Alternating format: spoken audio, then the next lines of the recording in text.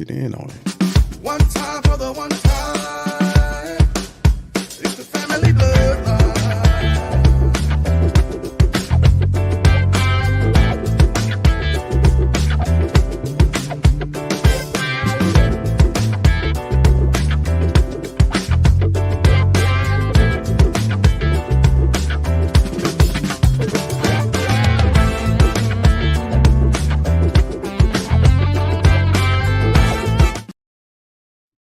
Hey, what's happening, good people? What's good? What's good? What's good?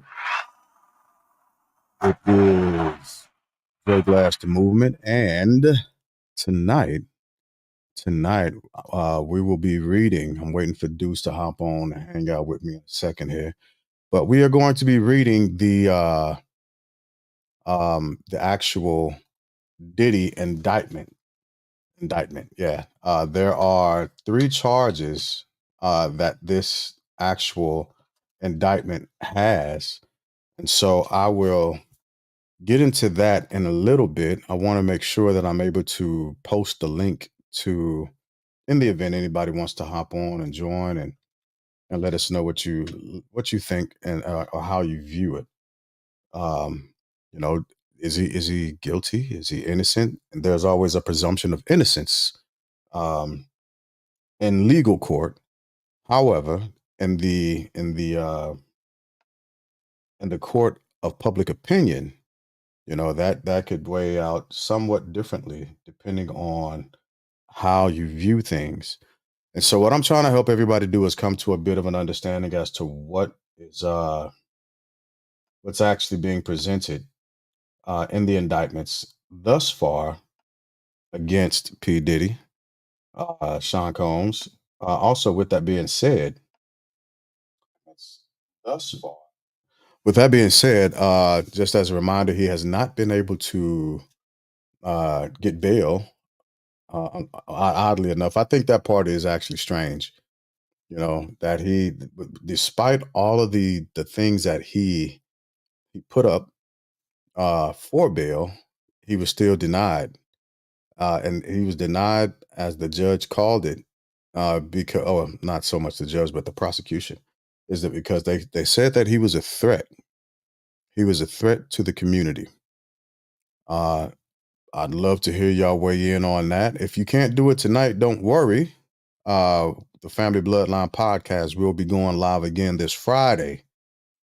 We'll be live again this Friday at, I don't know why this did that, but we'll be live again this Friday.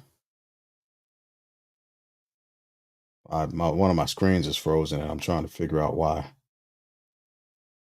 That's all. Whatever the case, but we'll be live again this Friday at 10 p.m. Eastern Standard Time, 7 p.m. Pacific Standard Time, and 9 p.m. Central Standard Time. And that podcast will be primarily opinion based with some observances of fact. And so we'll be simply giving our opinion based on um, our opinion, based on what's being read, what's being talked about. So in a little bit, I'm going to hop in. But again, if you want to join the YouTube, hop on, go and search us under the Family Bloodline at 5823. That way, if you want, you can definitely give your opinion about the matter and tell us what you think. As always, I'm not going to block, ban, or censor anybody for their opinions. And I do know, just so everybody else knows and understands this, I do know that there are more important things that are happening in our lives right now. But, coming to a decision to do this is a guy that I've heard about throughout my life, radio artists, so on and so forth. And I wanted to just take a quick moment to see what is going on in these court streets, and I'll give my why. a little bit later because some things just don't add up to me. And when it comes to our legal system and how we hold some people accountable and others we don't. Um, and I am not saying that I agree with any of the allegations pending against uh, P Diddy. I'm simply saying that I'll give it a fair shake before I make judgment on it. What's going on, Richard? How you doing, bro? Yeah, I got you. So I'm about to jump into the reading, and at any moment, I'm waiting for my other cohort to hop on in a little bit. But at any moment, if you want me to pause in place, just to point anything out specifically, by all means, unmute yourself, and you'll be able to hop on and say what you need to say. So, without further ado, let me make sure the document is shared properly and appropriately so everybody can read it as well. And I will hop into it starting now. The United States District Court, Southern District of New York. Sealed indictment, United States. Hey, Rich, thanks for pushing this on to me, by the way. I don't know how you came across this document. I really don't, but you know, it is what it is. So, yep, we're starting at count one. We are starting at count one, and in parentheses, it has racketeering conspiracy. And again, instead of reading all of the aliases, I'm simply going to say Sean Combs or P. Diddy. But they have all of his aliases listed out, and I'll read them for the first time. So, uh, count one, racketeering conspiracy. For decades, Sean Combs, aka Puff Daddy, aka P. Diddy, aka Diddy, aka PD, aka Love, the defendant, abused, threatened, and coerced women and others around him to fulfill his sexual desires, protect his reputation, and conceal his conduct. To do so, Combs relied on the employees, resources, and influence of the multifaceted business empire that he led and controlled, creating a criminal enterprise whose members and associates engaged in and attempted to engage in, among other crimes, sex trafficking, forced labor, kidnapping, arson, bribery, and obstruction of justice. Paragraph 2.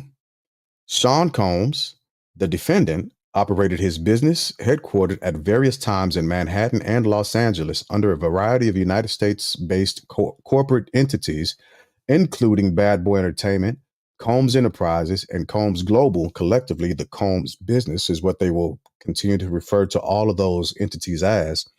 Uh, Corporate entities in the Combs business included, among other things, record labels, a recording studio, an apparel line, an alcoholic spirits business, a marketing agent, and a television network and media company. Paragraph 3. At all times relevant to this indictment, Sean Combs, skipping all that, the defendant engaged in a persistent and pervasive pattern of abuse toward women and other individuals. This abuse was, at times, verbal, emotional, physical, and sexual. As part of his pattern of abuse, Combs manipulated women to participate in highly orchestrated performances of sexual activity with male commercial sex workers. At times, Combs and others acting in his direction made arrangements for women and commercial sex workers to fly to Combs's location. Combs ensured participation from the women by, among other things, obtaining and distributing narcotics to them, controlling their careers, leveraging his financial support, and threatening to cut off the same, and using intimidation and violence. Physical abuse by Sean Combs was recurrent and widely known. On numerous occasions from at least in or about 2009 and continuing for years, Combs assaulted women by, among other things, striking, punching, dragging, throwing objects at them, and kicking them. These assaults were, at times, witnessed by others and included one instance at a Los Angeles hotel in about March 2016, which he captured a video, which he captured on video and later publicly reported, where Combs kicked, dragged, and threw a vase at a woman as she was attempting to leave. And we also have those documents as well. When a member of the hotel security staff intervened, Combs attempted to bribe the staff member to ensure silence. Combs's violence was also not limited to these women. It extended to his employees, witnesses to his abuse, and others. I'm on paragraph 5. Sean Combs used the Combs business, including certain employees, to carry out, facilitate, and cover up his abuse and commercial sex. These employees, including security staff, household staff, personal assistants, and high-ranking supervisors, and other close associates, acted as Combs's intermediaries. Geez, I just got finished with a 2-hour interview. Intermediaries, and their conduct was facilitated and assisted by Combs's control of the Combs business, the Combs enterprise. From at least in or about 2008 through on or about the date of the filing of this indictment, Sean Combs and others, known and unknown, were members and associates of a criminal organization. Now they're calling Bad Boy and all of his businesses, they're calling them criminal organizations, and in parentheses, it calls it the Combs Enterprise or the Enterprise. Members and associates of the Combs Enterprise engaged in and attempted to engage in, among other activities, sex trafficking, forced labor, interstate transportation for purposes of prostitution, coercion, and enticement to engage in prostitution, narcotic offenses, kidnapping, arson, bribery, and obstruction of justice. The Combs Enterprise, including its leadership, its members, and its associates, constituted an enterprise as defined by Title 18 United States Code, Section 1961, Paragraph 4, that is, a group of individuals associated, in fact, although not a legal entity. The Combs Enterprise consisted of Sean Combs, with all of his aliases. Entities within the Combs business included, but not limited to, Bad Boy Entertainment, Combs Enterprise, all of his businesses essentially. Individuals employed by and associated with the Combs business, and others known and unknown. The Combs Enterprise constituted on an ongoing organization whose members function as a continuing unit for a common purpose of achieving the objects of the Combs Enterprise. The Combs Enterprise was engaged in its activities affected interstate and foreign commerce. The Combs Enterprise operated in the Southern District of New York and elsewhere. At all times relevant to this indictment, Sean Combs was the leader of the Combs Enterprise. Sean Combs, I almost said something, but I'm going to keep reading. Sean Combs and others, known and unknown, participated in unlawful and other activities related to the conduct of the Combs Enterprise's affairs. These individuals included certain Combs business employees, such as members of Combs' security staff, household staff, personal assistants, and high-ranking supervisors, as well as other close associates of Combs. Purposes of Combs Enterprise. The purpose of Combs Enterprise included the following: operating a global business in the media, entertainment, and lifestyle industries, including, among others, record labels, and a recording studio, an apparel line, an alcoholic spirits business, a marketing agency, and a television network and media company. Preserving, protecting, promoting, and enhancing the power, reputation, and brand of Sean Combs as a musician, entrepreneur, and figure in the entertainment industry. Combs, and in particular, those who demonstrated loyalty to Combs and willingness. Oh, my apologies, I skipped a sentence. Enriching members and associates of the enterprise, including its leader, Combs, and in particular, those who demonstrated loyalty to Combs and willingness to conceal his crimes. Preserving, protecting, promoting, and enhancing the power of the Combs enterprise, including the power of its leader. Combs through violence, use of firearms, threats of violence, coercion, and verbal, emotional, physical, and sexual abuse. Fulfilling the personal desires of Combs, particularly those related to Combs' sexual gratification, including through the exploitation of women and the use of commercial sex workers. Enabling Combs and the other members of the associates of the Combs enterprise to engage in unlawful acts of violence, including sexual violence, sex trafficking, forced labor, interstate transportation for purposes of prostitution, coercion, and enticement to engage in prostitution, narcotics distribution, and other crimes, and concealing the commission of such acts. Securing absolute loyalty from members of the Combs enterprise, including through acts of violence and threats, and protecting the Combs enterprise and its members and associates, including Combs, from detection and prosecution by law enforcement authorities through acts of intimidation, manipulation, bribery, and threats of retaliation against individuals who witnessed the crimes committed by members and associates of the enterprise. Means and methods of the enterprise. Oh, I'm already on page 5. Goodness. I didn't know if I was going to make it through this whole thing just this fast, but yeah, I guess I am. Means and methods of the enterprise. Among the means and methods by which Sean Combs and other members and associates of the Combs enterprise conducted and participated in the conduct of the affairs of the Combs enterprise included the following. Combs and the other members and associates of the Combs enterprise wielded the power and prestige of Combs's role at the Combs business to intimidate, threaten, and lure female victims into Combs's orbit, often under the pretense of romantic relationship. Combs then used threats of force, and coercion to cause victims to engage in extended sex acts with male commercial sex workers that Combs referred to as, among other things, freak-offs. The infamous freak-offs. Freak-offs were elaborate and produced sex performances that Combs arranged, directed. Oh, goodness. Wow. Freak-offs were elaborate and produced sex performances that Combs arranged, directed, masturbated during, and often electronically recorded. In arranging these freak-offs, Combs, with the assistance of members and associates of the Combs enterprise, transported and caused to be transported commercial sex workers across state lines and internationally. He was going across seas to get them. Freak-offs occurred regularly, allegedly. Sometimes lasted multiple days and often involved multiple commercial sex workers. During freak-offs, Combs distributed a variety of controlled substances to victims, in part to keep the victims obedient and compliant. Sometimes, unbeknownst to the victims, Combs kept videos he filmed of victims engaging in sex acts with commercial sex workers. After freak-offs, Combs and the victims typically received IV fluids to recover from physical exertion and drug use. That's craziness. Wow.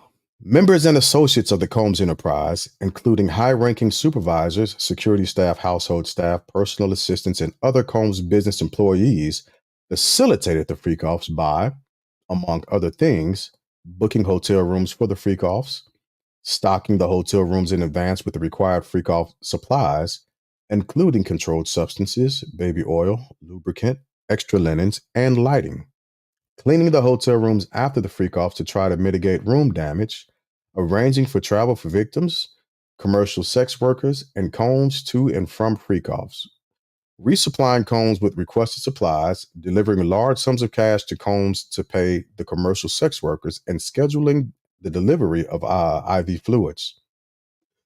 In or about March 2024, during searches for Combs's residence in Miami, Florida, and Los Angeles, California law enforcement seized various freak-off supplies, including narcotics and more than 1,000 bottles of baby oil and lubricant. Combs subjected victims to physical, emotional, and verbal abuse to cause the victims to engage in freak-offs. Combs maintained control over his victims through, among other things, physical violence, promises of career opportunities, granting and threatening to withhold financial support, and by other coercive means, including trafficking their whereabouts, dictating the victim's appearance, monitoring their medical records, controlling their housing, and supplying them with controlled substances. This would definitely have to be something that's orchestrated at a different level. I'm gonna pause and place for 1 second for any interjections that you all might have. You got anything, Rich? Yeah. That you all might have. You Yeah, got I have a lot to say. anything, Rich? Oh, I got a lot to say, but I'll be brief, and then I'll let you continue. But you already covered. Hey, Rich, give me 1 second. You gotta turn your volume down because you got some feedback happening. I'll pull you back in a second. Is that better? That's a ton better. Absolutely. Okay, I apologize because I'm live on Facebook with you and I'm on the podcast. I always do two things at once. Yeah. So you already covered the fact that Diddy is presumed innocent, and I like that you said that, and that basically they're prosecuting him in the public for public opinion. Yeah. Why is that so dangerous for P. Diddy? Because the jury has not been selected yet, and so we know that when they prosecute you in public opinion, you can't get a fair trial. They know this, particularly if you're a black man in America. So is that a general statement for all high profile cases? Can that be said across the board? I'm not notwithstanding your particular instance, what you specified, but for any high profile case that's all where information is getting pushed out preemptively, as it were, for specifically, I think the court of public opinion can what you just stated be presumed a thing for all high profile cases. I would say for anybody who's accused of committing a crime, if they're linking information out before that trial, they're trying to convict you in public opinion. That's going to persuade that upcoming jury to go against you regardless of the facts. That's the first thing. Okay. And then I'll say the second thing, and then I'll let the other gentleman, if he has something to say. The word freak off. To me, that's a derogatory term. Now, they alleged you gotta break that one down. You gotta break that one down. Yeah. I want to know. I'm trying to be quick because this is Mr. Glass's show, so I'll be quick, 2 minutes or less, and then I'm out. We are not. Yeah, break it down for me because this is my show and Deuce's show, and we do this on Wednesdays. We're live on Wednesdays now, so but break that down for me because I'd love to. Here's what I'm saying. So I try to talk and as quickly as possible, and then I let everybody else talk so I don't try to dominate. Here's what I'm saying on the freak off. They alleged that Mr. Combs says these parties are freak offs. That's a derogatory term. They shouldn't be saying that. So because in rap music, when certain rappers and some songs use the N-word, people outside the community know they can't say that word. So that term freak off, to me, is a derogatory term because we know that black men, we are over sexualized, and that we're considered, sexual monsters in this country. So when you have a person who's African American who's accused of doing all these sexual horrendous things, and then you use the word freak off, that underscores, quote, the black man's sexuality as being pervasive and evil. His parties, in my personal opinion, are no different than any other Hollywood party, starting with Mr. Hugh Hefner back in the 60s. Oh, I see. They're no different. I'll stop there. I see what you did there. Okay, but before you see what he did there, I'm gonna play devil's advocate here. I hate the word devil's advocate. I'm gonna play Benedict Arnold, right? Like, Benedict Arnold, right? Do you know where devil's advocate came from? I do not. Okay, so here's the history. Here's the actual history of the devil's advocate. It was actually started by the Catholic Church back in the day. That sounds right.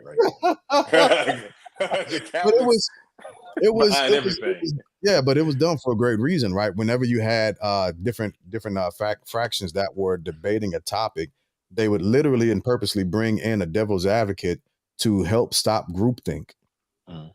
And actually begin to look at these things on multiple different levels. And at one point, it was one of the only ways to reach the point of sainthood.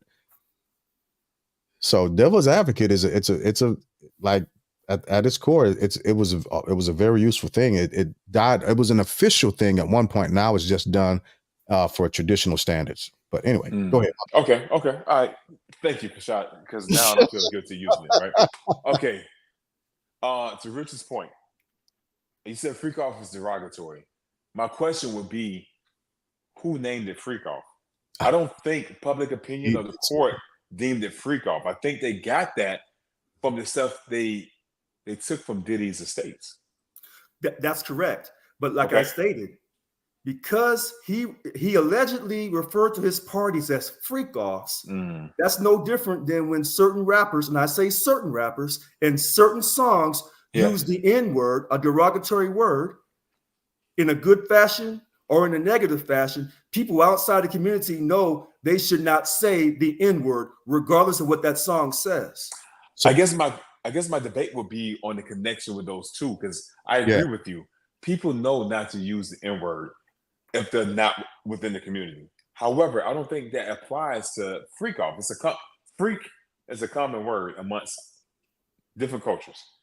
And saying freak off to describe what he was doing, whence it came from his evidence, I don't think that's... I'm not going to fight the derogatory term. I'm fighting the connecting it to the N-word. Well, what I'm saying is, if you don't want to connect it to the N-word, if you connect it to the fact that Black men in America have always been considered a sexual predator. Yes. Okay. With that being said, when Mr. Combs, P. Diddy, when he Brother Love allegedly is the latest one. Yeah, when he allegedly may have called his parties a freak off. Yeah. He's supporting that negative stereotype of Black men and our sexuality. That's the key. He is supporting that.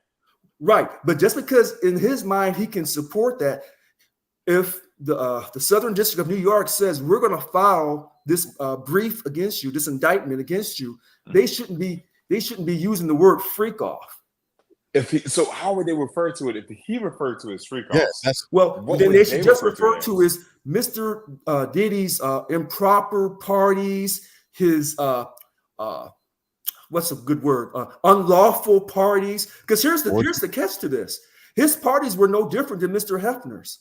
His parties are no different than other Hollywood parties. It wasn't. I pushed back on that. Well, it's what state? And what state did it happen in? What, in Miami or in LA?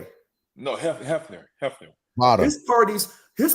His parties initially started in Illinois and Chicago, and they ran him out of there, and he came to California. Okay. I thought it was in Nevada. It was in Vegas. No. He started his Playboy magazine and his lifestyle. Okay. All the women in the Playboy Club in Chicago, and they pushed back on him, and he said, "You know what? I'll move out west." And that's what he did, and he stayed successful. Okay, so yeah, I see where you're going with that, because the assumption would have to be, along with that push out, was the continuation or the actionables that they were still doing, right? The actionables being the what we can only assume because we weren't there, right? But the actionables being the quote unquote, for lack of a better term at this point, another type of freak off, as it were. But his parties were no different than Mr. Hefner's. Here, I'll take another person's name. But he used underage women. Jeffrey Epstein. Their parties are very similar because these are, quote, Hollywood parties for the select few and those who get invited. Now, if someone pushes back and says, well, what about that IB use? That hasn't been proven as of yet. Sure. So with just as a reminder, Sean Combs is still presumed innocent until proven guilty in the court of law, right? Yeah. And that's the biggest. That's something that we have to make sure is foundational. But we can also talk on public opinion, the court of public opinion. We just got to make sure we define or differentiate the two. Right. And here's where before you get to your point, I think a key difference between P. Diddy, Brother Love, Puff Daddy, Mr. AKA Mr. Evans, from Hugh Hefner is, I got to research Hugh Hefner. It appears you know more about Hugh than I do, so forgive my ignorance. I don't think Hugh was flying people from state to state, which would cause the Fed to intervene. If say he was doing the same thing, same level, okay, it would be Cali, like the GBI in Georgia. I don't know if Cali has a CBI. I'm not sure, but it would be the state intervening in that, and we all see what's happening. Who's the rapper in Atlanta is getting accused right now? The big rapper case in Atlanta. Yeah. I haven't followed it. I can't remember what his name is. But y'all know what I'm talking about. The state is fumbling that. The Fed has a high conviction rate only because state to state to state and Cassie's lawsuit allowed the Fed, they gave them wealth of information. So even if let's assume Hugh and P. Diddy's parties were the same level, right?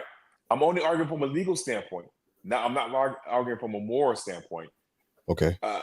Diddy mistake that the prosecutor is assuming state to state. In the lawsuit that he paid, settled out of court, Cassie accused him of flying her state to state to state for different sexual acts that she did not consent to. But here's the pushback on that, because that's riding under the assumption that Hugh Hefner never flew women in. But here's the difference. He and Cassie went state to state. Sure. If Hugh had women come in, I don't know how that plays. It's human trafficking, I suppose. But the difference with him, the sexual acts happened in different states. Well, so Hugh only happened in one state. Actual sexual act. But again, the reason why I'll push back on that is because any person that he was married to traveled with him to different destinations. Marriage, you can. Marriage is a protection. Sure, I get that. I get that. Or even if he wasn't married, because when did he finally get married? He was married several times. Yeah. But it was primarily in his latter years. But I'll check while playboying, right, around or gallivanting around the United States, not gallivanting. I had to use it. It was the perfect opportunity. It was a must. His first marriage was in 1949. I can't believe he's just trumped up. Okay, he was that old. Disregard. I don't know. My parents weren't even born at that point in life. My parents were born at that. My mother was. Listen. Listen. My family's old people. So listen. Someone just came on and said that Hollywood referred to the parties as Diddy's party. They never said freak off because that would have been disrespectful. In the second part, all these people who were saying these witnesses who were saying they were trafficked. In order to really call it sex trafficking, and these are all above 18, they put that key word in there. There were commercial sex workers. Mm-hmm. All of these witnesses and commercial sex workers, what are their names? Why don't we have their names? Because when they go to trial, they have to testify to say that's accurate. Okay, I did read about that because a new person came out in a civil suit against Diddy. I can't remember her name right now. I just had it up. She's suing Diddy now for something that happened in 2001. She alleged that Diddy and his bodyguard drugged her, raped her, right? She agreed to let her name be known to the public. In these other cases, they do not have to. They tried to shield their names. Yes. Unless the victim says, okay. Well, wait a minute. And this is where corruption enters any case. Okay. What they're doing, let's suppose, hypothetically, that P. Diddy may have done something inappropriate.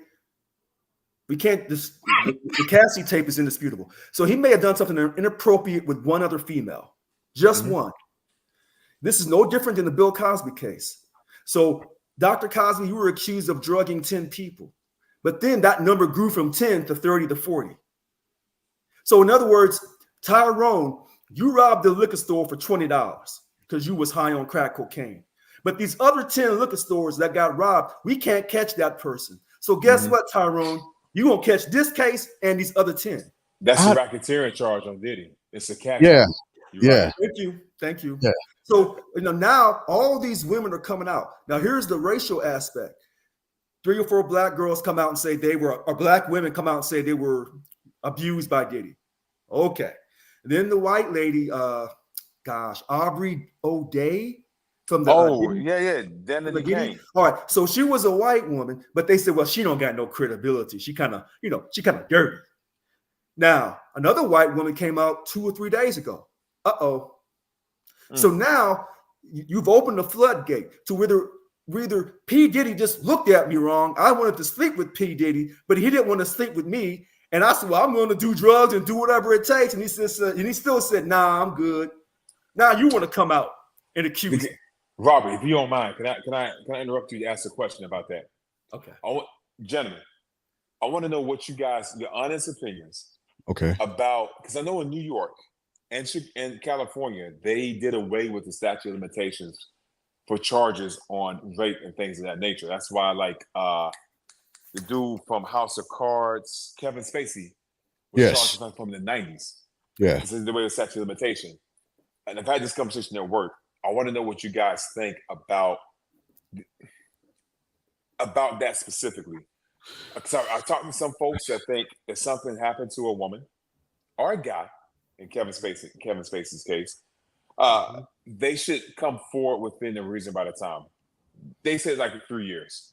It shouldn't be 20, 30 years later. So I want to know what you guys think about that. I'll let you shoot at that one first, Richard. What you got? I would say, as a black man who had a relative who was lynched 1897, July 10th, I would say for all these black men who've been exonerated for, quote, allegedly killing women or men who come off of death row, I would say that this no statute of limitations is wrong. And then I would come behind that and say, men, we don't have a good history in America of treating women right. So if 9 men were acting a fool and was abusing women, but that 10th man didn't do it, but he gets accused of doing it, he'll be guilty because of what the other 9 did. So I don't like this no statute of limitations. You should have. Do you think it should be a statute? It should be a statute. Okay. So, so what you said, there should be a statute? A time period, yeah. Yeah. Okay. I don't necessarily think that there should be a statute of limitations directly. And the reason why is because people actually interact with and deal with traumatic situations in different ways. Right. So just because one person copes with it and what would seem to be a healthy manner doesn't mean that the other person will. And it might take decades for a person to actually come to grips with what actually happened to them. Case in point, and we can probably all understand this, getting whoopings, getting beatings when we were kids. Yeah. Right. Those were traumatic, significant emotional events. Oh my goodness. I used to pray to God every time. Exactly. Now I still got that whipping. Absolutely. And so what the reason why I'm saying that and using this is because we didn't understand the significance or the traumatic experience that we had until we became older. We began to grasp the understanding of, holy cow, I was beat. Now, I understand that things shift and laws move in various ways, but according to today's standards, a lot of the things that we received when we were kids would have been considered abuse, right? Yeah. And rightfully so. So if you do put a statute of limitations on that, it can't simply be boiled down to a few years. You have to give people time to actually deal with, cope with, and be able to speak through into the experiences that they have had to suffer. That's why I think that. Okay. I'm kind of in the middle. I see where you're going. Memory is a very delicate muscle in our mind. Sure.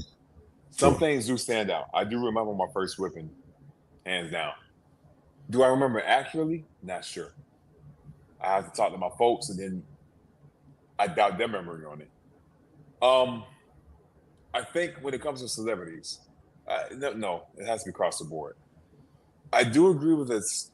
I kind of lean more towards the statute of limitation because, Robert, to your point, men do have a bad record with women here. Richard, my bad. I'm sorry, Richard. I'm right here. Rich, I'm sorry. I said Robert. My apologies. Richard, you got a good point. Men do have a bad record with women here. However, there are cases of false accusations. I've been victim to that myself. Twice. Now, 2 times. right? Where I was falsely accused, not of rape or anything like that, but in that vein, and I was proven innocent, right? And I've heard stories from other people. So it's tough because I never want to victim bash, but I do think we need to lend some type of critical thinking to the accusation and the timing. Cassie did her suit. She had proof. And I'm not saying you always need proof. I am not saying you always need video proof. There needs to be something, though, right? And I agree, but Yeah. here's in that same vein, right? And this is the other part of that. Mhm. If there are statutes of limitations, if there are no statutes of limitations, however, and we find out, or the courts find out through studious investigation, so on and so forth, that it is a false allegation, well, then at that point there needs to be a consequence for that person. And there's not. And there is not. Here's my point to this. If either one of you become the next African-American Black billionaire, and you had one disagreement with one female, start paying money right now because she's coming. Right. Say that one more time. And it won't matter what she says, because once she says, she sheds a few tears and said that you looked at her wrong and you disrespected her and her mother. And she goes in front of the jury and it's a 50-50. And you work so many billions of dollars. Is it ever really 50-50? Is it ever really 50-50? When you go in front of a jury?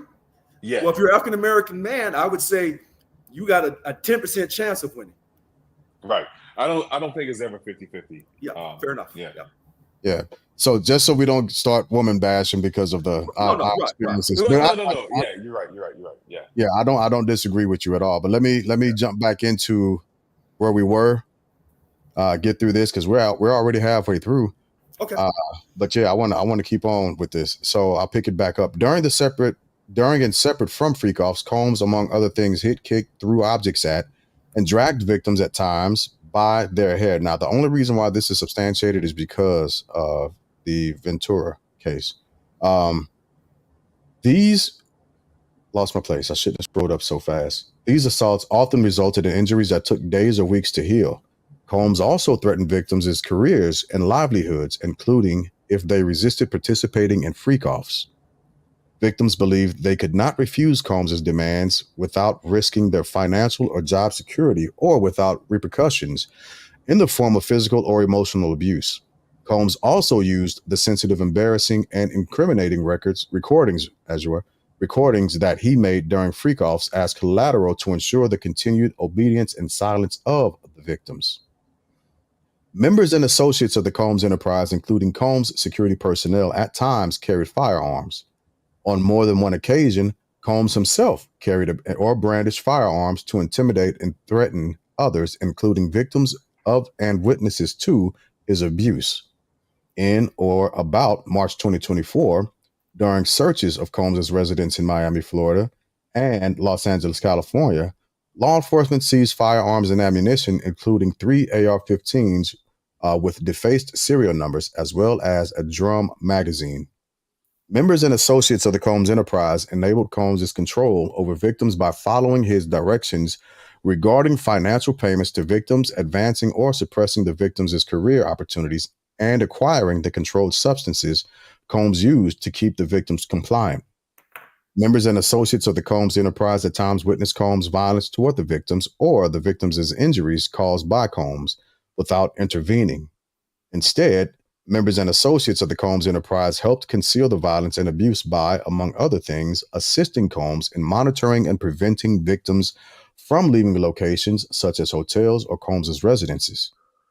These occasions including instances which a victim was required to remain in hiding, sometimes for several days at a time, to recover from injuries Combs inflicted, without being publicly observed. There's a gnat that is driving me up a wall. Members and associates of the Combs enterprise also assisted Combs in locating and contacting victims who attempted to flee his abuse. When employees witnesses to his abuse or others threatened Combs' authority or reputation, Combs and members of the associates of the enterprise engaged in acts of violence, threats of financial and reputational harm, and verbal abuse. These acts of violence, including kidnapping and arson, in addition, on multiple occasions, Combs threw both objects and people, as well as hit, dragged, choked, and shoved others. This is really painting him down, ain't it? My goodness. But I mean, there's so many. He recorded a lot of stuff, and they raided his houses. So I'm assuming a lot of this stuff is based off of video evidence. Look at the Cassie files, for instance. She didn't come without her weapons.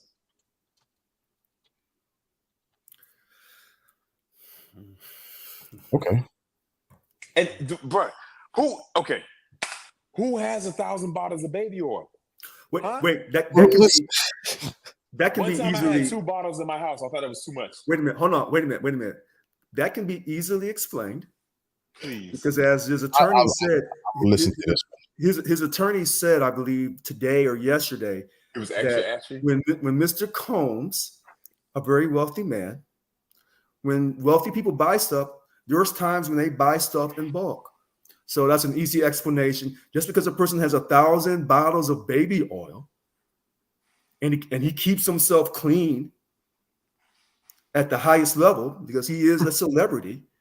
So if you buy 1,000 bottles of baby oil, I could see if they said he had 1,000 AR-15s with their serial numbers marked off. He only had a couple, and he was just living the hip hop lifestyle.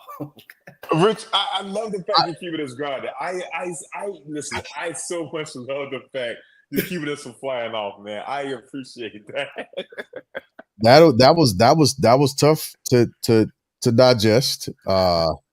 And I know those weren't your words directly. It was a regurgitation of how his defense lawyer presented or explained certain things. The baby oil, the 1,000 bottles of baby oil. Yeah. Now, I'm about to switch over to the court of public opinion. So this is strictly opinion. What I'm about to say. I don't believe that. Like, don't no motherfucker have no $1,000 bottles of baby oil just hanging because you're rich and you buy things in bulk. Come on, Rich. Come on, man. We gotta so if somebody walked up to you and held up 3 fingers and was like, read between the lines. Like you don't do me like that. but wait a minute. Here's the funny thing about this. Okay. When you reach the millionaire status, 1 million to 10 million, billionaire, act a little differently.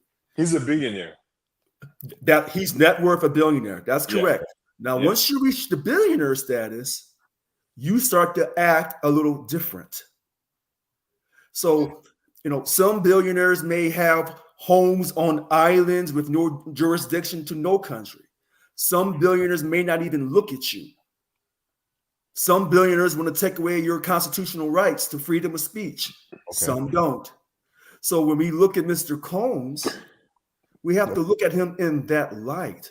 And when they make this statement about the baby oil and that he kidnapped the people, he held them hostage, those are just allegations. Those are just opinions. Sure. This is no different than with Rick James. When they said he held that lady hostage, he was doomed. He didn't have a chance in court. So you're right. So that is a key component of it. All these allegations, they have to find someone that actually is willing to go to court. Yes, cooperate and stand trial to say, Sean Puffy Combs held me without my will and made me perform sexual acts without my consent. Yeah. And to this point, we're talking about allegedly people with money and power, right? A lot of people are tying these CEO resignations to Diddy. Loose connection, except for Simmons. He already has a history. But these other ones, I haven't dug into them. But you're talking about like Ushers, the Biebers, and cats of that ilk, right? Sure. Chris Brown stayed with him after the Rihanna incident, right?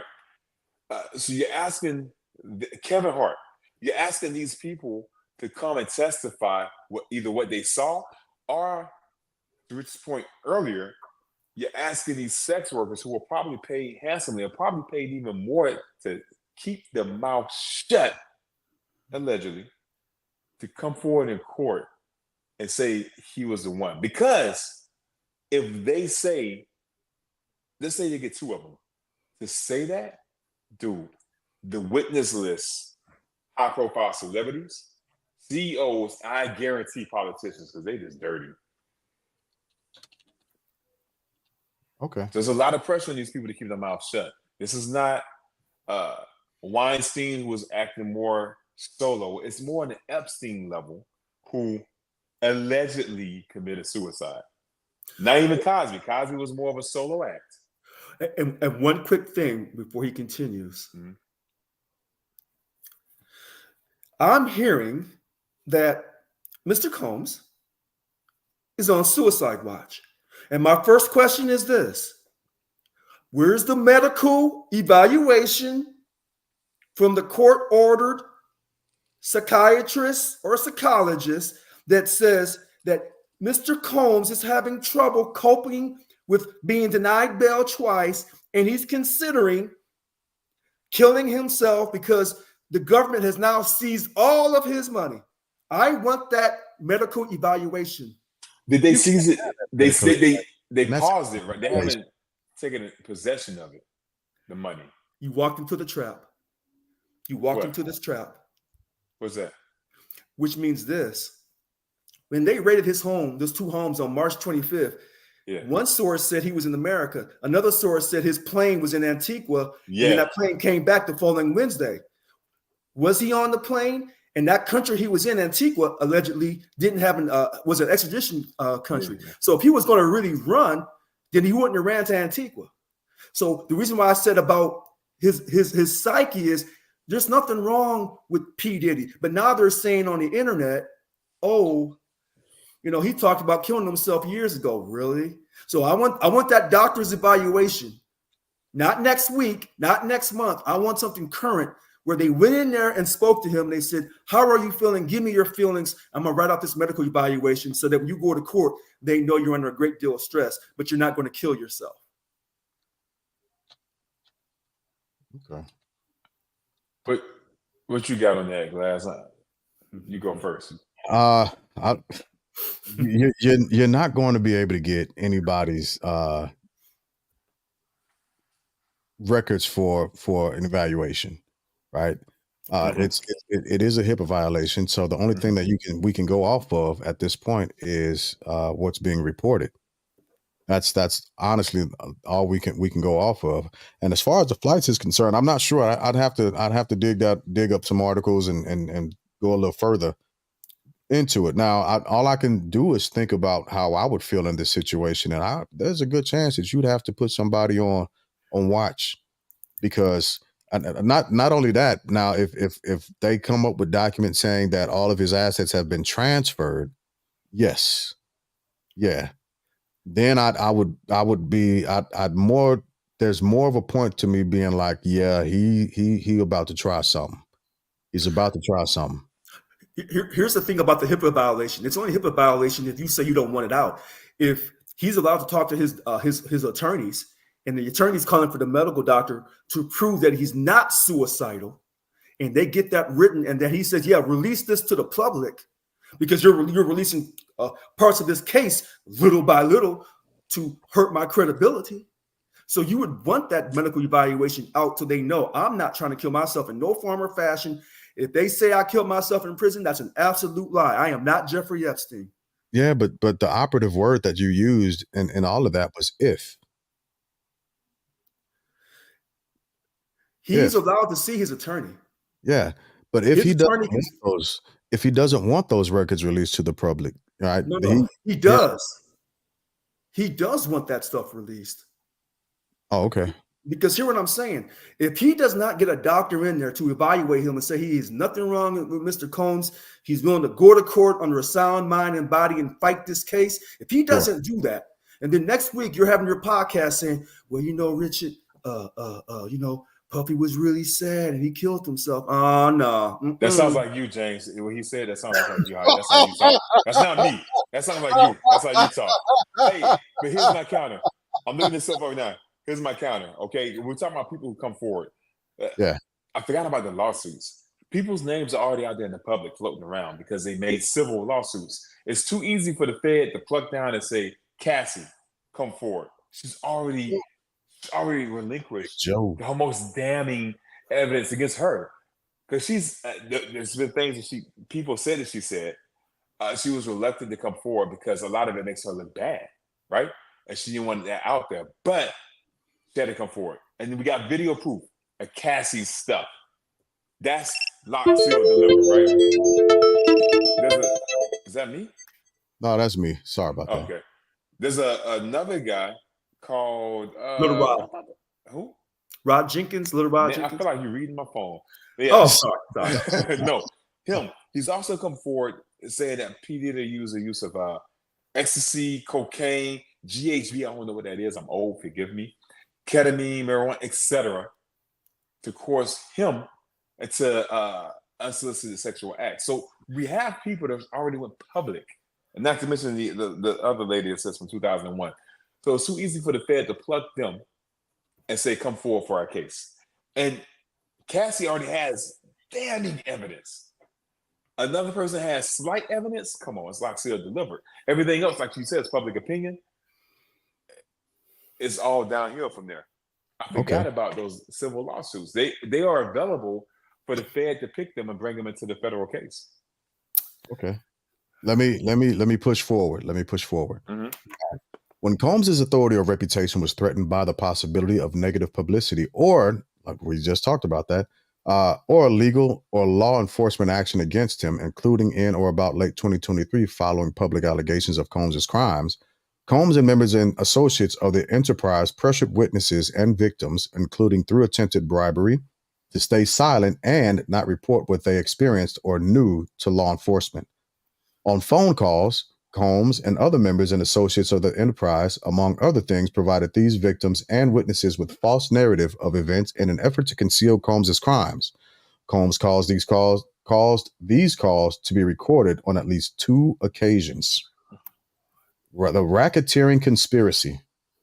From at least in or about 2008 through on or about the date of the filing of this indictment in the Southern District of New York and elsewhere, Sean Combs and others, known and unknown, being persons employed by and associated with the Combs enterprise, described in paragraphs 6 through 12 of this indictment, an enterprise engaged in and the activities of which affected interstate and foreign commerce, knowingly combined, conspired, confederated, and agreed together with each other to violate the racketeering laws of the United States, to wit, Title 18, United States Code, Section 1962, parentheses Charlie, or C, Charlie, goodness gracious. That is to conduct and participate directly and indirectly in the conduct of the affairs of the Combs enterprise through a pattern of racketeering activity, as that term is defined in Title 18 United States Code, Section 1961, parentheses 1, and 1961, parentheses 5, consisting of A, multiple acts involving kidnapping chargeable under the following provisions of state law. This is that interstate travel we were talking about. California Penal Code, subsection 207, which is kidnapping. California Penal Code, subsection 21A, 664, attempt. California Penal Code, subsection 31, aiding and abetting. And California Penal Code, subsection 182, conspiracy. B, multiple acts involving arson chargeable under the following provisions of state law. California Penal Code, subsection 451, arson. California Penal Code, subsection 21A, 64, attempt. California Penal Code, subsection 31, aiding and abetting. And California Penal Code, subsection 182, conspiracy. C, multiple acts involving bribery chargeable under the following provisions of state law: California Penal Code, subsection 137, bribery of a witness; California Penal Code, subsection 21A, 664, attempt; California Penal Code, subsection 31, aiding and abetting; and California Penal Code, subsection 182, conspiracy. Multiple acts indictable under Title 18 United States Code, sections 1512, relating to tampering with a witness, victim, or an informant. So he had informants, maybe. Multiple acts indictable under Title 18 United States Code, sections 1589 and 2, relating to forced labor. Multiple acts indictable under Title 18 United States Code, sections 1951 and 2, relating to sex trafficking. Multiple acts indicting under Title 18 United States Code, sections 2421, 2422, and 2, relating to transportation and inducement to travel for purposes of prostitution and or other illegal sexual activities. And H, multiple offenses involving the possession with intent to distribute or distribution of narcotics and controlled substances, including cocaine, oxycodone, alprazolam. I don't know what that is. 3, 4, that long M word, meth. I'm not even finna try and pronounce that. Methylendoxy. Methamphetamine, yeah, methylendoxy, so meth. 4 bromo, 2, 5 dioxy, that one, diaxythiophenilatum, and yeah, that one. Gamma hydroxybutyric acid and ketamine in violation of Title 21 United States Code, sections 841 A1, B1, C, B1, E, B2, and 846, distribution and possession with intent to distribute, and conspiracy to do the same, and Title 18 United States Code, section 2, aiding, abetting, and willfully causing. It was a part. Yeah, go ahead. That's the one thing. Those are some of the same substances that Lil Rod accused him of. Wait a minute, hold on. And here's where I'm gonna throw that derogatory term back, the freak off. So they'll use freak off to denigrate him in a derogatory way. And then they give you all these long, complicated drug names, and they can't put in parentheses the street name. See, this is the kind of silliness that I'm talking about. Now, everybody knows what cocaine is. Even kids know that. But all these other long names that are combined with cocaine that either freezes you up or loosens you up, they don't give you the street name so a street person could read the rest of this. They give you these long, complicated names. They do that on purpose to make it look like he's some type of drug czar. Yeah. I don't disagree with that. I don't disagree with that point of view at all. I really don't. And like I said before, they are dragging him and painting him as a real monster. They are. I'm not saying that he's not. I'm not saying that he is either. I'm just saying what the indictment is reading as. That's all. I mean, but to Richard's point, just for clarity, this is coming from the federal government, right? This is not his defense. These are the charges levied against him.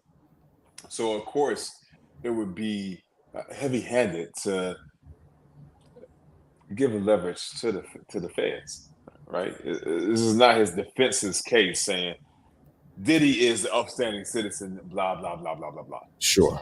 Yeah. All right. 14. It was a part of the conspiracy that Sean Combs agreed that a conspirator. Oh, wrong page. Got to get back on this one. That a conspirator would commit at least 2 acts of racketeering activity in the conduct of the affairs of the Combs enterprise. Notice of special sentencing factor from at least in or about 2009 up to and including in or about 2018 in the Southern District of New York and elsewhere as part of his agreement to conduct and participate in the conduct of the affairs of the Combs enterprise through a pattern of racketeering activity. Sean Combs the defendant agreed to in and affecting interstate and foreign commerce, knowingly recruit, entice, harbor, transport, provide, obtain, advertise, maintain, patronize, and solicit by any means a person knowing and in reckless disregard of the fact that means of disregard of the fact that means of force, threats of force, fraud, and coercion as described in Title 18, United States Code, Section 159E2, and any combination of such means would be used to cause the person to engage in the Commercial Sex Act in violation of Title 18, United States Code 1591 A1 and B1. Title 18, United States Code, Section 1962, Delta.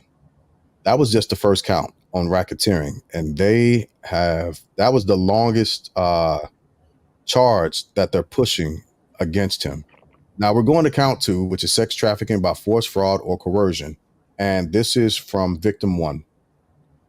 The grand jury further charges from at least in or about 2009 up to and including in or about 2018 in the Southern District of New York and elsewhere, Sean Combs in and affecting interstate and foreign commerce knowingly recruited, enticed, harbored, transported, provided, obtained, advertised, maintained, patronized, and solicited by any means a person knowing and in reckless disregard of the fact that means of force, threats of force, fraud, or coercion as described in Title 18, United States Code, Section 1591 E2, and any combination of such means would be used to cause the person to engage in a Commercial Sex Act and attempted, aided, and abetted, and willfully caused the same to wit, Combs recruited, enticed, harbored, transported, and maintained a person, in parentheses, victim 1, and attempted, aided, and abetted, and willfully caused victim 1 to engage in commercial sex acts, knowing and in reckless disregard of the fact that victim 1 was engaging in commercial sex act as a result of force, fraud, and coercion. And these are under Title 18, United States Code, Section 1591, A1, B1, 1594, A, and 2. Thoughts? Yes. All they did on that second one was repeat the same thing on the special sentencing and just add a different code to it. And that's standard practice in legal documents. Sure. When they want to keep saying the same thing about you, that you acted the fool, they'll keep saying it over. And it's kind of like repeat advertising. Yeah. It's just a joke. Yeah. And I get that because, I've seen it before as well. Okay. I've seen it before as well. Transportation. Go ahead. I just want to say all that. So, okay. I think a thing that hasn't been talked about is I need to Google it while I'm talking about it. The Fed's conviction rate, right? Oh, it's ridiculous. The 90s. It's ridiculous. So the Fed's been watching this cat for a while. Cassie gave him a unpronounced opportunity they didn't see coming. The rating on his 2 houses, we know they gathered damning evidence. Because Diddy was still out here like enjoying his life. And I was kind of shocked. I was like, man, he's not acting like a man that's guilty. He's still living his life. But for the Fed to come out with this, I can't remember the last time the Fed, I ain't talking about state, lost a trial. So I know that we're trying to be objective with this, but with that knowledge, my thought is they have some damning proof. Yeah. That's my weight on it as well, is that the feds aren't going to present a case that they could easily lose.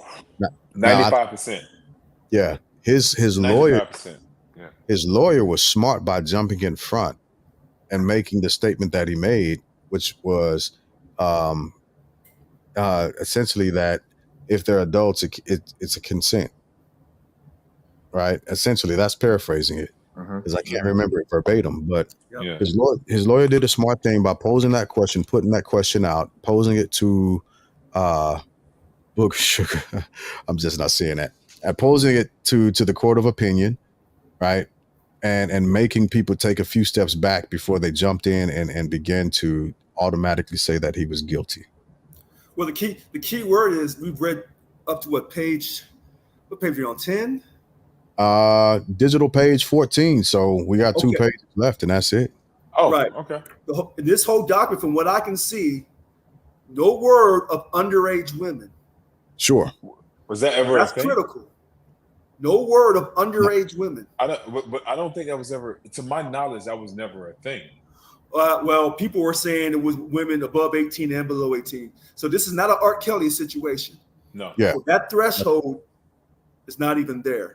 So when you talk about the 95% conviction rate from the feds,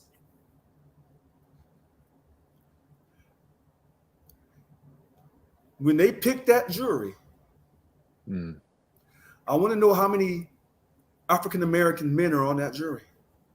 Which I think is a good question because, oh man, and this is not the case we're talking about right now, but the case in Missouri where they executed the guy, Marcellus. where the prosecution joined the defense to petition the governor, the new governor, to stay his execution, and the governor's like, nah.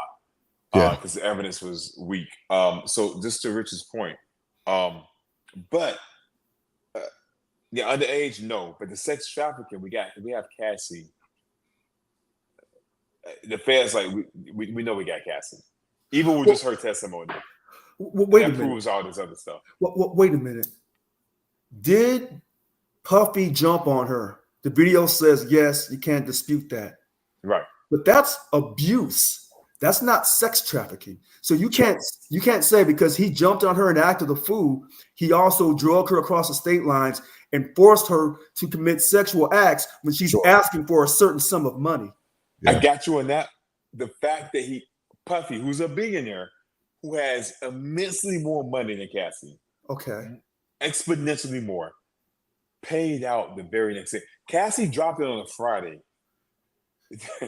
Diddy paid on a Saturday. We all know the courts rose on the weekend, right? Okay. All the other cases, Diddy drug it out of court because he knew he had the money to dry the other person out. Well, here's the catch to this. When she dropped the lawsuit and he paid her the next day, no one knew if it was true what she was claiming because that videotape had not been released. No. So why is it after he paid her and that non-disclosure that she signed, now they want to release the tape? No, there's something bigger going on why you want to go after Sean Diddy Combs or whatever his middle name is, Sean Combs. There's something more going on to this. So if you say, show me a man in Hollywood with an extreme amount of money who's acted perfectly with every woman he's been with since he arrived in celebrity status, you show me that person in Hollywood. Because and then show me the rest who haven't. You ain't gonna convince me Denzel Washington is not that guy. Yeah, you're not. Denzel is that guy. Denzel's definitely. And he's perfect. He's done something perfectly, and he's always been perfectly faithful to his wife. Look, I don't care what you say. I don't care what you say. Don't move the goalpost. You ain't gonna. You what you said originally. Pull Zeus off of Mount Olympus. Not tonight. That's not what you said originally. No, here's what I'm going to say. If we say that Diddy is guilty of all these allegations and all these other celebrities, and the number one religious celebrity, Pastor T.D. Jakes, who stepped down, he had an impeccable reputation years ago. Who was but now they're claiming allegations. They're claiming the number one impeccable about what means. Impeccable about what means. Yeah. By public opinion that we're doing. He had an impeccable. No, sexually impeccable? Not financially or scamming. Because didn't he have issues with his wife at one point? Yeah. Nope, no, I never heard of those. Yes. He's wearing man dresses. He had issues with his wife. Okay, if he had any allegations of spousal abuse or cheating, he wouldn't have been on Oprah. He wouldn't have been in Tyler Perry's movies. Come on now. Hey, hold on. What, Columbus Short in one of his movies? You are not going to pull Zeus off of Mount Olympus, Maya. Okay, all right. I'll leave it alone. We gonna leave you. I'm finna see if I can delete this comment. I'm censoring tonight. I'm not gonna delete it. I'm joking. Yes, this is true. Yeah. Wait, what is it? Denzel is no Maya. Yeah. Maya. I didn't want to say anything. Stated, Maya. I didn't want to say anything. And secondly, that is not proven. That's right. Proven. That's right. That's fair. That's fair. Yeah. But all I'm simply saying is show me a man in Hollywood, and I'm not condoning illegal behavior towards anybody, man or woman. All I'm simply saying is Hollywood has a certain culture, and they have extravagant parties. Are drugs at the parties? Yes. Do some of the ladies and men who come to the parties, are they sex workers? Yes. Yeah. Do they do things at parties that would be considered outside the mainstream? Yes. Do they do certain rituals at these Hollywood parties? Yes. Does Puffy have a 50-foot bed in his backyard? Yes. I just okay. wanted. Also, the richest point, I just looked this up because I heard this before, but an NDA, a non-disclosure agreement, cannot be used to cover up illegal activity. That's correct. That's correct. Yeah. So, I knew you were going to get me on that. Yeah, that's fine. Yeah, I was waiting to Cassie in the video part. Yeah. All right. But so let me read. Go ahead. What are you about to say? Go ahead, finish it. All right. I'm gonna read count 3. It's the transportation to engage in prostitution, and it is the last indictment. Well, not indictment, but the last allegation against Sean Combs. The grand jury further charges from at least in or about 2009 up to and including in or about 2024 in the Southern District of New York and elsewhere. Sean Combs knowingly transported an individual in interstate and foreign commerce with intent that the individual engage in prostitution and attempted, aided, and abetted and willfully caused the same, to wit, Combs transported, aided, and abetted and willfully caused the transportation of female victims. It just went from singular to plural. Just want to throw that out there. And commercial sex workers in interstate and foreign commerce on multiple occasions with the intent that they engage in prostitution. I'm not going to read the title and all that other stuff. Forfeiture allegations. As a result of committing the offense alleged in count 1 of this indictment, Sean Combs, yada, yada, yada, shall forfeit to the United States pursuant to Title 18 United States Code Section 1963, any and all interest the defendant acquired or maintained in violation of Title 18 United States Code Section 1962, any and all interest in, securities of, claims against, and property or contractual rights of any kind affording a source of influence over the enterprise named and described herein, which the defendant established, operated, controlled, conducted, and participated in the conduct of, in violation of Title 18 United States Code, Section 1962, and any and all property constituting and derived from proceeds obtained directly and indirectly, said offense, including but not limited to a sum of money in United States currency representing the amount of proceeds traceable to the commissions of said offense. Holy cow, that's saying a lot. As a result of committing the offense alleged in count 2 of this indictment, Sean Combs, yada, yada, yada, yada, yada, the defendant shall forfeit to the United States pursuant to Title 18 United States Code Section 1594 any and all property, real and personal, involved in, used, or intended to be used to commit or facilitate the commission of said offense oh, this makes sense. That's why they would not accept the things that he was putting up for bond. This is why. Hey, Juan, I'm reading the indictment from P. Diddy. All right, I'll continue. Indirectly, as a result of said offense, including but not limited to a sum of money in the United States currency representing the amount of property involved in said offense and proceeds traceable to the commission of said offense. As a result of committing the offense alleged in count 3 of this indictment, Sean Combs shall forfeit to the United States pursuant to Title 18 United States Code Section 2428 any and all property, real and personal, constituting or derived from proceeds obtained directly or indirectly as a result of said offense, and any and all property, real or personal, that was used or intended to be used to commit or facilitate the commission of said offense, and 2, Title 18 United States Code Section 981 A1C and Title 28 United States Code Section 2461. Any and all property, real and personal, that constitutes or is derived from proceeds traceable to the commission of said offense, including but not limited to a sum of money in the United States currency representing the amount of proceeds traceable to the commission of said offense. Substitute assets provisions. If any of the above described forfeitable property as a result of any act or omission of the defendant cannot be located upon the exercise of due diligence, has been transferred or sold to or deposited with a third person, has been placed beyond the jurisdiction of the court, while has been substantially diminished in value, or has been commingled with other property which cannot be subdivided without difficulty, commingled.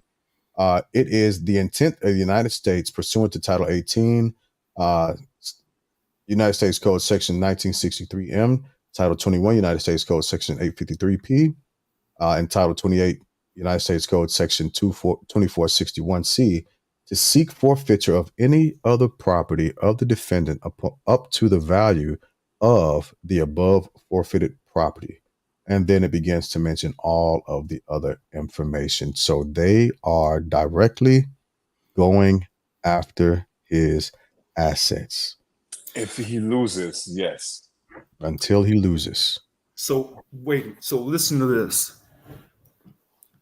And I want y'all to remember this, because certain people know this to be true. Mm-hmm. When people go to these parties, you'll pay to have the prettiest women across the country come to your party because it brings hype to your party. But you're not paying these pretty people, whether they're men or women, you're not paying them to come to the party to have sex. You're paying them for their time. I know what's wrong with this. Mm-hmm. And most men who have lived a perfect life know exactly what I'm referring to. Most men who have lived a perfect life know exactly. You never pay a woman for her sex. You pay her for her time, her commitment, her conversation. That's the first thing. Mm-hmm. Yep. So if you know, you know. If you don't, you don't. But this idea of sex trafficking, that's garbage. And Hollywood is known. Hollywood is. You got Cassie's lawsuit. You got Cassie's lawsuit. No, I'm talking about the sex trafficking and the transportation of prostitution. That is sex trafficking. But again, when I'm saying when people come to the Cassie party, was bounced state to state to state, like a hip hop tour, to have sex with other people. But well, let me push back on that a little bit, because that again is an allegation. Was it for those specific intended purposes? If it wasn't, because even what we just read, where it singled out that one specific person that it tried to draw up it happening with, at least going between states, and then it expanded its definition of victims, right? That's why I pointed that out, because there were two different movements in that one sentence. Sentence. Yeah. It focused on the singular, and then it went to the plural. The issue that they're going to have, is saying that she was taken from one state to another state with those specific intentions being the thing. Go ahead.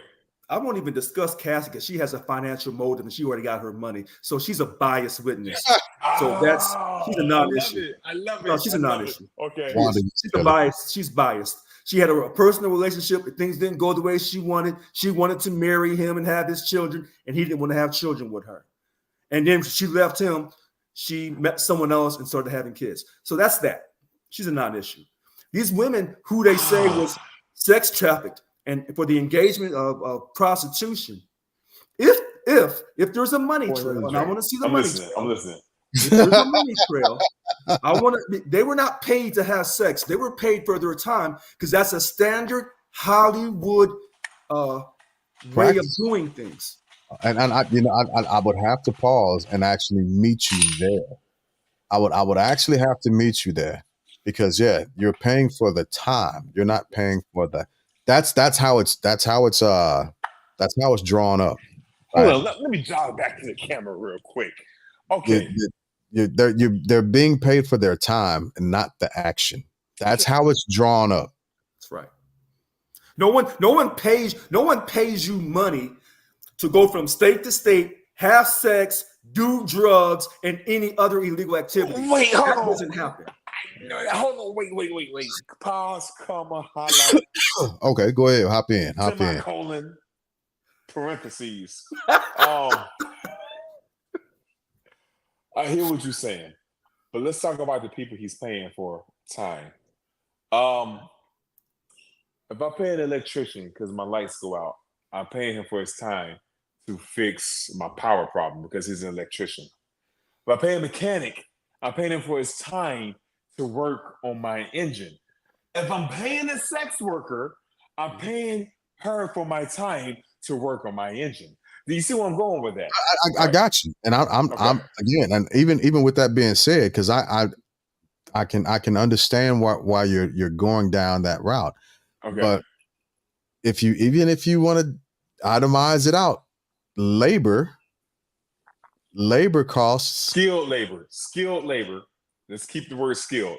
Okay, skilled labor cost is the thing that you're paying the most for. Not saying that you're not paying for the parts that come with it, right? You got to pay for the actual component, but it's the labor costs, the skilled labor costs, and the time that worker is working on that specific vehicle that you're actually mostly paying for.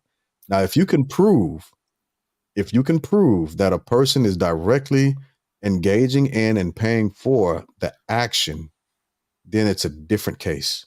Here, let me explain this to you a little bit more clearly. Okay. I am Maria Gonzalez. I'm a very beautiful Latina. Puffy's people, because Puffy never calls me. He has his employees call me. They contact me and they say, we want you to come out to his party and enjoy it. Yeah. Okay. And even though I am Maria Gonzalez and I may be a sex worker, there's nothing on any type of social media that tells you I'm a sex worker. And if I do have something on social media, I tell you quite clearly, you're not paying me for sex because I know that's a crime. You're paying me for my time. Is that not a counter argument to what you just stated earlier? Just hear me out, bro. But if I get subpoenaed to go to court to testify against Puffy, and I'm Maria Gonzalez, and I say, yeah, his people contacted me to come out and have sex on videotape and get high on cocaine for 2 or 3 days. Now I'm going to jail. Yeah. Okay. What makes you think that I'm going to say that I went out there and had sex and it was paid for and take a chance on going to jail? Immunity. Unless the feds tell me immunity. Well, Ms. Gonzalez, you are quite beautiful. However, in order to prosecute this scandalous individual, we will give you immunity. Yeah. Okay. So to that point, yes, I agree with the both sides of the equation. Okay. I did a nefarious act that is illegal. I will confess, however, you have to offer me immunity. They're not getting money, they're not getting any other benefit. So for them to come forward is risking the current clientele and future clientele, right? So I would say it's a detriment for them to come forward. So people who do come forward, I'll be more inclined to believe their testimony, not in the civil lawsuit, in the federal criminal court case. Because they're losing so much by coming forward. They're not getting money, they're getting immunity, losing current and future clientele. Because if I dealt with them for how much they were paying for these skills, if I was losing that, if I'm a client, I wouldn't want to mess with you because now you're a snitch and I'm scared. Wait a minute. Listen to this. He scratched his head. I know you come with something deep. Now I'm ready. If the feds said we'll give you immunity, go on and say that he paid you to come over there and have sex and do drugs and do all this wild stuff and help kidnap people. And I said, well, then I'm gonna hurt my future cash flows that are illegal. But then I double back and say, well, wait a minute. Yes, he paid me to have sex, but then he took advantage of me and he held me hostage, and I want to sue him now. Now what? Okay. Yeah, you're talking. Go ahead. I'm just trying to figure it out. Because y'all say no statute of limitations. So if I'm a woman and I know I wanted that man and he acted a fool and jumped on my friend and I wanted to sleep with him, but my friend slept with him, or I'm gonna get him. I got to retort. James, let me get this in before you go. I see your hand. I see your fingers up. You ready? I see you rubbing the hands. I see you touch the brim. I know you ready. But before you get in, I want to say this. James read it before. If Diddy loses his case, who owns his fortune? Not his kids. Not the 305 girl. What's her name? City girl. I just call her City Girl. I don't know her real name. But it's two of them, you know. They just City Girl to me because they both trifling. Little Miami, whatever her name is. Okay, you're right though. Yeah. Neither one. That's a girlfriend. The kids don't get the money, right? Who gets the money? The Fed. The Fed gets the money.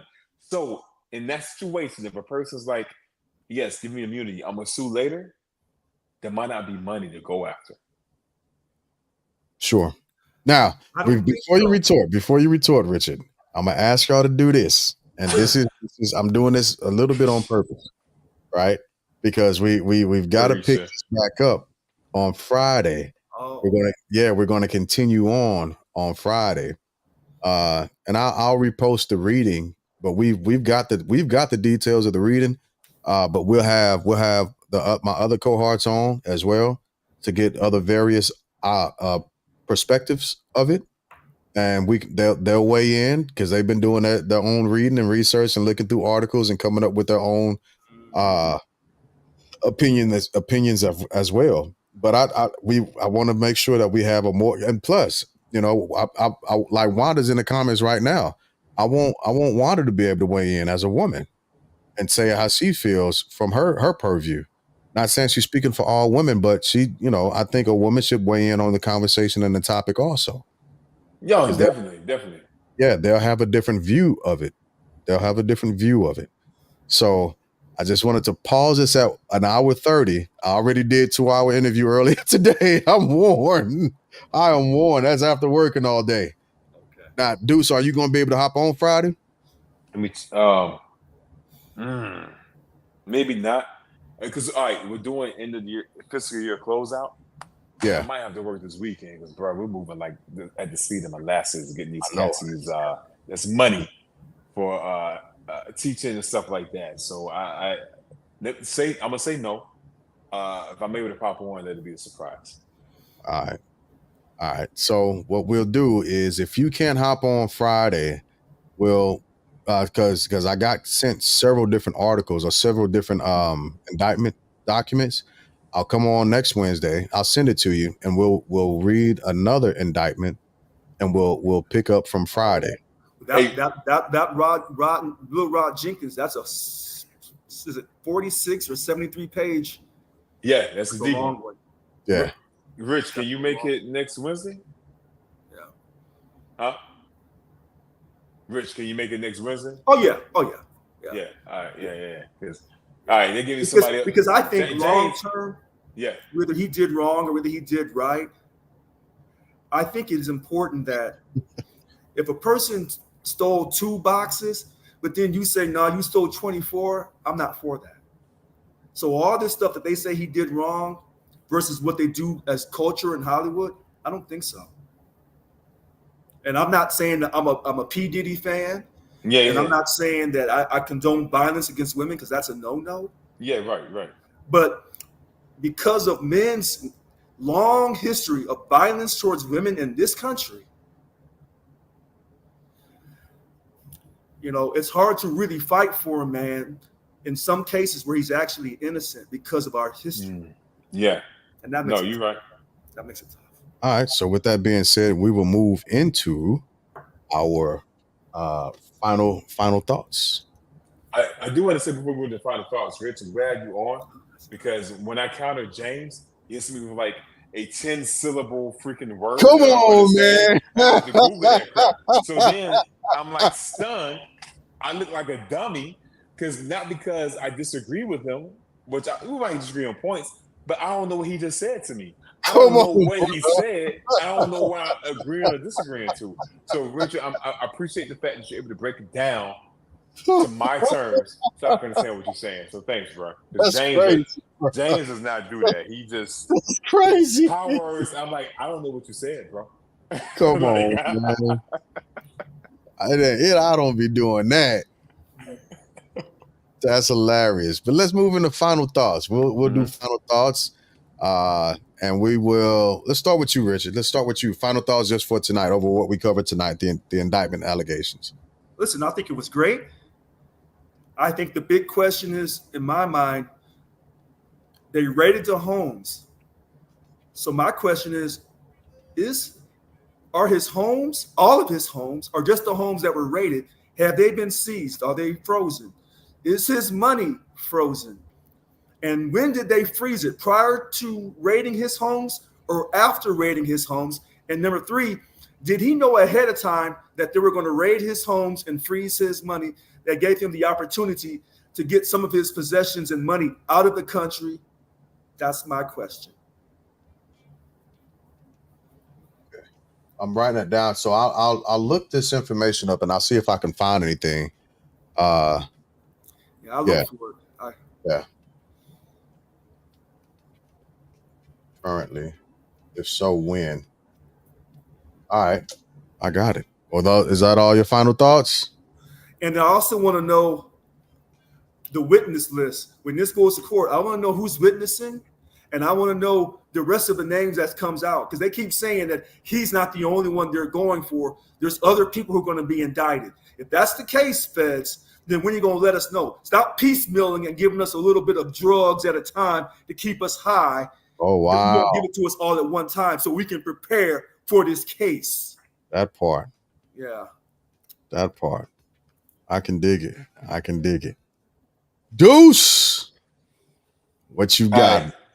I hate that people on the side of the court, especially being a black man, but I'm gonna say this. We're talking about an agency that has a 95% conviction rate. We're talking about an agency that takes the time and due diligence to prosecute. That speaks volumes, right? We're talking about a man that has at least the little Rod and this new lady and a few others. I haven't delved deep into their accusations yet, but let's talk about Cassie. We're talking about somebody that has substantial evidence that substantiates some of these claims. So did he do it? I know that Polar Knights was like they're gonna wait until the results of the case. I'm gonna be that ignorant cat and says, based off of the small evidence I see, I think he did it. Going against an agency with a 95% conviction rate, the multiple lawsuits, people coming out on YouTube all of a sudden, even before, saying we did this, that, and the third, and none of it's good. It's looking pretty damning for him. Like a Tim Burton, just like a Tim Burton movie. It's just bad. Oh no, you The didn't. new ones, not the old ones. I love Edward Scissorhands. I haven't seen Beetlejuice. Let me not say that. Withdraw that from the record. I haven't seen the new Beetlejuice. I heard bad things. I haven't seen it myself. All right. I'm sorry, Tim Burton, if you're watching this. My bad, bro. I was just going with the group. My bad, bro. He was going with the flow. First off, congratulations for the volleyball win there, Cuzzo. Rounds of applause for you. Are they like 1-3 now? 1-4? Oh man, you ain't do them like that. Are they 1-5? That's the first time I heard say they won. That's the first time I heard say they won. So my final thoughts are as we continue to go into these types of cases, and I just want to point this out, right? And I want to draw a parallel on purpose. Currently, P. Diddy is innocent until proven guilty. However, the allegations are not looking. Hold your tongue. The allegations are not looking good for him, especially like Deuce pointed out, when going against an organization that has a 90% win rate. However, what I will say is We currently have a man with 34 felony convictions who has been found liable, directly has been found liable for sexual inappropriateness, that's running for president of the United States of America. I wanted to draw that parallel and paint that picture on purpose. Regardless of who the names are involved with these cases, there are stark differences in how these things are being handled. And that's what I do not like about the situation. It seems imbalanced, unfair, biased, and inconsistent in a judicial setting. So I think that's something that we should take in consideration in today's climate and double check. I know a lot of this is entertainment, but for when you actually do look at these things in different parallels, I don't know where Deuce just ran off to, but when you look at these things in different parallels, these things aren't being handled in the same fashion or in the same way. And I would like to know why or why not. Because there should be a semblance or similarities on how these things are being actioned and being looked at. And it's not. So those are my final thoughts of the night. My final thoughts. If it was a white man, it'd be closed doors. Hey, Harvey. Listen, I strongly agree. I wish Deuce was still on, because he talks about that 95% conviction rate for the feds, because these allegations look so overwhelmingly against Mr. Combs. I want people to go back to a case years ago, the Joan Benet Ramsey case, when everyone said that her mom and dad killed that child, and it wasn't true. Everybody forgets that one. Yeah. Everybody, regardless of their political party, regardless of their race, their ethnic group, they all said the mommy and daddy killed that beautiful little girl, and that wasn't the case. Yeah, that's a valid point. A very valid point. So, come back Friday. You said what time Friday? What time Friday? I'll shoot you the info. Okay, sounds good. Yeah, yeah. I'll shoot you all the info. You'll be able to hop on just like I did earlier tonight. I got you. Thank you.